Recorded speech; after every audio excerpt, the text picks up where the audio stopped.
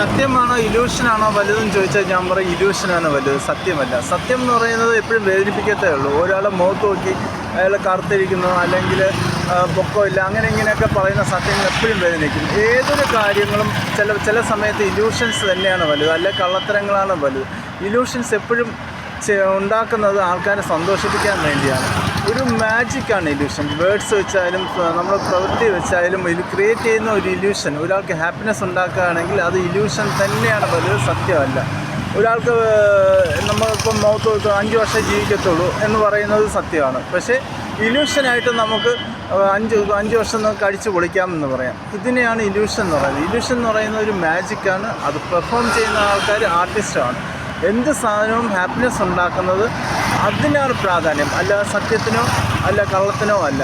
ഏത് സാധനമാണ് വേറൊരാൾക്ക് അല്ലെങ്കിൽ നമുക്ക് ഹാപ്പിനെസ് ഉണ്ടാക്കുന്നത് അത് മാത്രമാണ് പ്രധാനം.